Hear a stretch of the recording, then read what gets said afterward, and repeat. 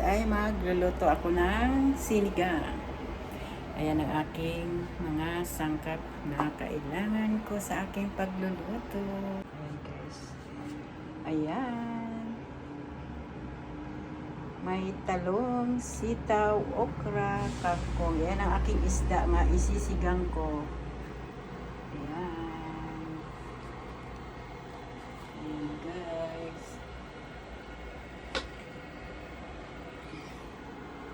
Ayan, nagpakulo na ako ng tubig guys. May bawang, may sibuyas na saka kamatis guys. Pakuluin muna natin guys. Ayan guys.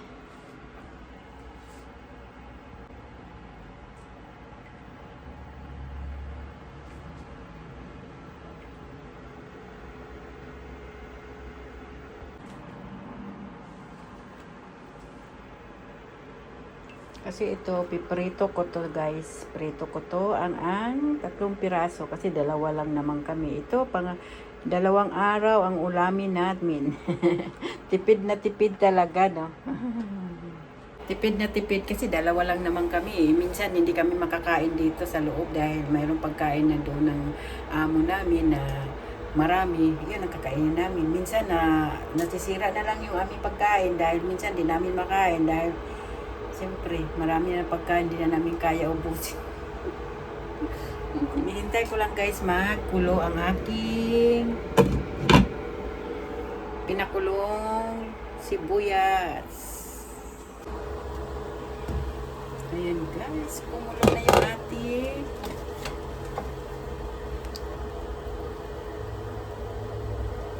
tingnan natin guys kasi ko yung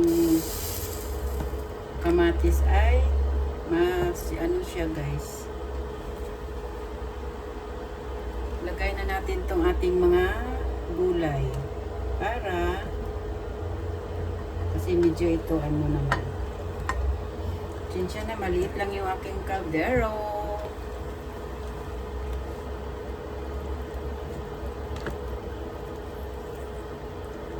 Ayan.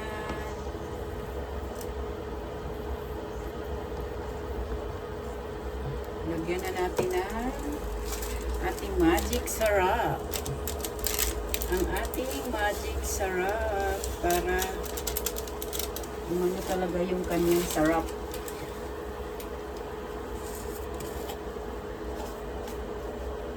Kunting asin.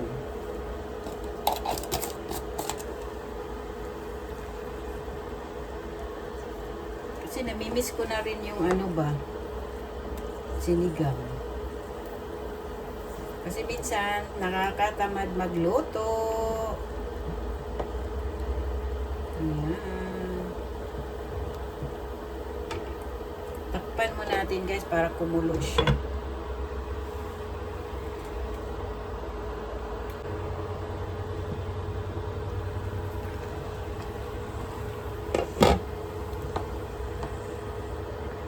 Takpan natin yung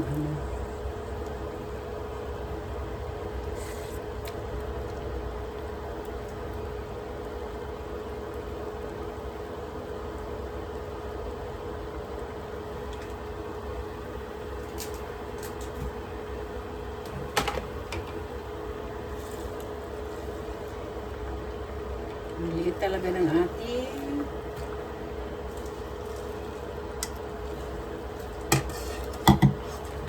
ang isda kasi mabilis lang maluto.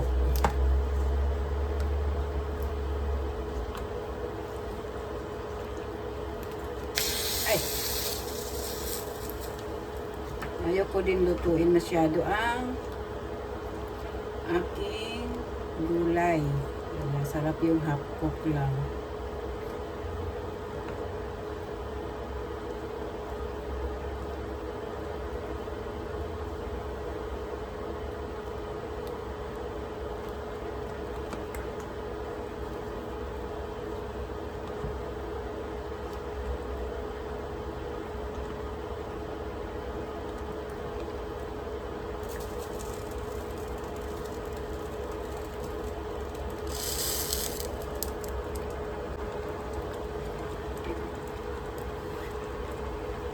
Ilagay natin yung ating isda.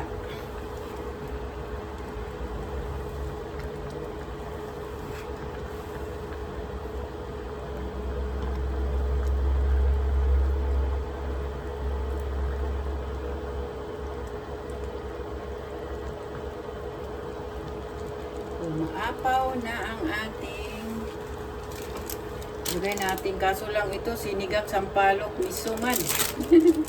Try natin to guys kung okay ba, kasi sa miso siya eh.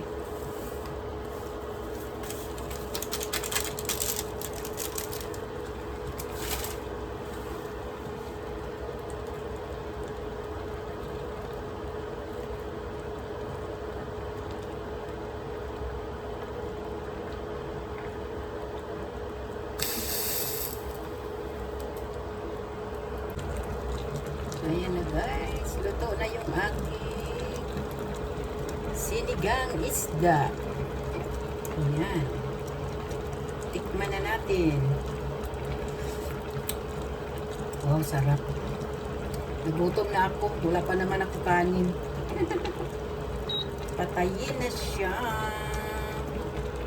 Ayan na guys, ang aking sinigang isda. Luto na guys. Okay guys, bye-bye. Thank you for watching. See you the other video. I love you all. God bless you all. Bye-bye.